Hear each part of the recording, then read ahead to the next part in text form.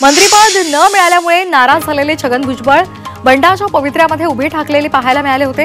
मात्र आता भुजबळांच्या रूपातले बंडोबा थंड झाल्याचं पाहायला मिळते। परदेशवारीवरून नाशिकमध्ये परतल्यानंतर बोलताना त्यांनी तुकाराम महाराजांच्या अभंगांची जे जे होईल ते ते पहावे ही ओळ म्हणून दाखवली। पवार कुटुंब एकत्र आल्यास आपल्याला त्यांना शुभेच्छा असतील अशी प्रतिक्रिया छगन भुजबळ यांनी दिली आहे। पवार कुटुंबीय एकत्र येणार अशा चर्चा सुरू आहेत, त्यावर भुजबळ बोलत होते। आमच्या नातवंडांना सुट्ट्या होत्या, त्यामुळे आधीच बाहेर जाण्याचं ठरलेलं होतं अशी प्रतिक्रिया छगन भुजबळांनी दिलेली आहे। तसंच राजकारणातून डोकं बाहेर काढत डोक्याला राजकीय आराम दिला असं सुद्धा भुजबळांनी म्हटलंय। प्रशासनाची सूत्र हाती घेताच मुख्यमंत्री देवेंद्र फडणवीसांकडून बडेजावपणाला बंदी घालण्यात आली आहे। आपल्या दौऱ्यामध्ये यापुढे स्वागताला कोणीही पुष्पगुच्छ आणायचे नाहीत, तसंच दौऱ्याच्या वेळी पोलीस दलाकडून देण्यात येणारी मानवंदनेची प्रथा सुद्धा बंद ठेवण्यात यावी असे स्पष्ट आदेश मुख्यमंत्र्यांनी दिले। राजापूरमध्ये राजन साळवी यांच्या कार्यकर्त्यांची बैठक झाली। साळवींनी पक्ष बदलासंदर्भात गांभीर्याने विचार करावा अशी मागणी कार्यकर्त्यांनी केली। दरम्यान लांजामधील कार्यकर्त्यांशी बोलून योग्य निर्णय घेऊ अशी माहिती साळवींनी दिली आहे। त्यामुळे उद्याच्या बैठकीत नेमकं काय घडतं हे पाहणं महत्त्वाचं असेल। अजितदादांच्या ताफ्यामध्ये असलेली गाडी आणि वाल्मिक कराड यांनी वापरलेली गाडी ही वेगळी होती अशी माहिती राष्ट्रवादीचे सूरज चव्हाण यांनी ट्विटरद्वारे दिली आहे। खासदार बजरंग सोनावणे उच्च शिक्षित असल्यामुळे त्यांना नंबर प्लेट मधला फरक समजला नसेल असा टोलाही त्यांनी सोनावणे यांना लगावलाय। मुंबई बँक अप्रवर्गामध्ये बसत असलेल्यानंच सरकारनं आम्हाला हा व्यवहार करण्यासाठी परवानगी दिल्याची प्रतिक्रिया आमदार प्रवीण दरेकर यांनी दिलेली आहे।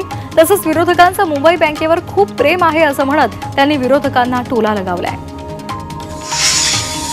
एआयचा वापर करून संतोष देशमुख आणि सोमनाथ सूर्यवंशी यांना न्याय देणार असाल तर आपण त्याचं स्वागत करू अशी प्रतिक्रिया जितेंद्र आव्हाड यांनी दिली आहे। तसंच एआय समोर कोण आधुनिक इंटेलिजन्स समोर यायला नको असा टोलाही त्यांनी लगावलाय। दत्तात्रय भरणे यांनी कॅबिनेट बैठकीला दांडी मारली आहे। त्यांनी कॅबिनेट मंत्रिपदाची शपथ घेतली आहे, मात्र अद्यापही क्रीडा विभागाचा पदभार स्वीकारला नाही। दत्तात्रय भरणे हे नाराज असल्याच्या चर्चा आहेत, तर पूर्वनियोजित कार्यक्रमामुळे कॅबिनेट बैठकीला येऊ शकलो नसल्याचं स्पष्टीकरण भरणेंनी दिलं आहे। आठवड्याभरात पालकमंत्री पदाचं वाटप होणार आहे असे संकेत मंत्री भरत गोगावले यांनी दिले। पालकमंत्री पदासंदर्भात सीएम आणि डीसीएम यांच्यामध्ये चर्चा सुरू असून चांगलं करण्यासाठी वेळ लागतो असं गोगावलेंनी म्हटलंय। पुण्याच्या जिल्हाधिकाऱ्यांची बदली झालेली आहे। जितेंद्र दुडी आता पुण्याचे नवे जिल्हाधिकारी आहेत। जिल्हाधिकारी सुहास दिवसे यांची बदली झाली आहे, त्यानंतर आता जितेंद्र दुडी पुण्याचे नवे कलेक्टर असणार आहेत। बीडमधील दिवंगत सरपंच संतोष देशमुख यांच्या नातेवाईकांनी एसआयटीचं पथक बसवराज तेली यांची भेट घेतलेली आहे। देशमुख यांची हत्या दैठणा ग्रामपंचायत हद्दीमध्ये घडल्यामुळे संतोष देशमुख यांचं मृत्यू प्रमाणपत्र काढण्यासाठी कागदपत्रांची त्यांनी मागणी केली आहे।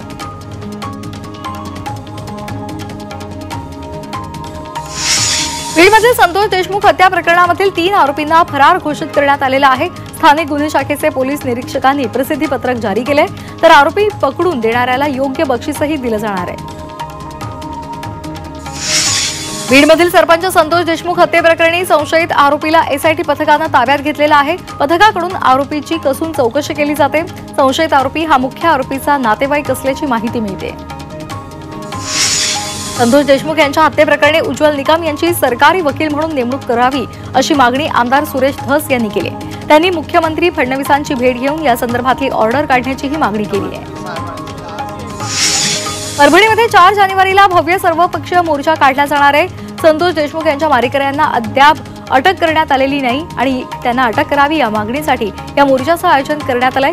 संतोष देशमुख यांची मुलगी वैभवी देशमुख हिने मोर्चामध्ये सहभागी होण्याचं आवाहन केलंय। पोलीस स्टेशनमध्ये वाल्मिक कराडला सवलत दिली तेवढी सवलत सामान्य माणसाला देणार का असा सवाल जितेंद्र आव्हाड यांनी उपस्थित केलाय। वाल्मिक कराडनं पोलीस स्टेशनला आपलं घर समजलेलं आहे का असा टोलाही त्यांनी लगावलाय। धाराशिवच्या मेसाई जवळगा गावाचे सरपंच नामदेव निकम यांनी बंदूक परवाना मिळवण्यासाठी स्वतःवर हल्ल्याचा बनाव रचल्याचं पोलीस तपासात उघड झालंय। कदम यांच्या गाडीवर पेट्रोल, अंडी आणि दगड टाकून जीवे मारण्याचा प्रयत्न केल्याचं चित्र रंगवण्यात आल्याचं पोलीस अधीक्षकांनी म्हटलंय। भिवंडीमध्ये क्रिस्टल केअर रुग्णालयाचं उद्घाटन करण्यात आलेलं आहे। जिजाऊ शैक्षणिक सामाजिक संस्थेच्या वतीनं आधुनिक आणि सुसज्ज असं विनामूल्य हॉस्पिटल उभारण्यात आलंय। आमदार किसन कथोरे यांच्या हस्ते याचं उद्घाटन झालं। अमृत योजनेअंतर्गत कल्याण डोंबिवलीसाठी 357 कोटींच्या पाणी पुरवठा योजनेला उपमुख्यमंत्री एकनाथ शिंदेंनी मान्यता दिली आहे। त्यामुळे आता नव्यानं समाविष्ट 27 गावांना सुरळीत पाणी पुरवठा होणार आहे। याबद्दल शिंदेंनी फडणवीसांचे आभार मानले। एमपीएससी परीक्षेच्या तारखा जाहीर झालेल्या आहेत। पुढे ढकलण्यात आलेल्या परीक्षांचं वेळापत्रक प्रसिद्ध झालेलं आहे। महाराष्ट्र गट ब ची परीक्षा 2 फेब्रुवारीला होणार आहे, तर महाराष्ट्र गट क ची परीक्षा 4 मेला होणार आहे।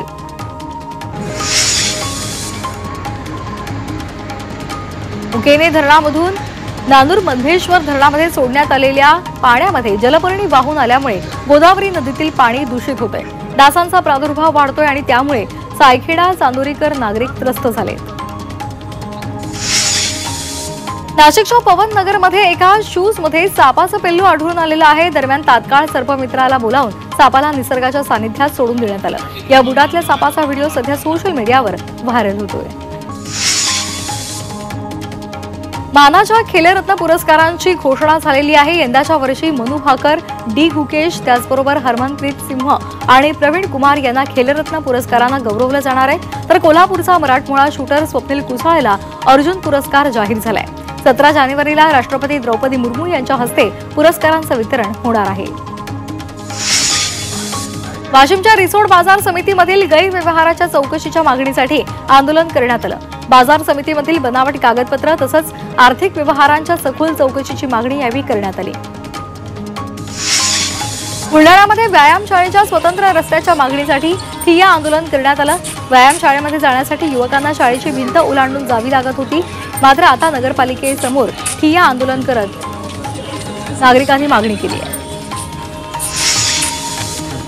मुंब्र्यामध्ये मराठी आणि हिंदी भाषक वाद चव्हाट्यावर आलाय। मुंब्र्यामध्ये फळ विक्रेत्याला मराठी का येत नाही असं एका मराठी तरुणानं विचारलं आणि त्यानंतर हा वाद निर्माण झाला।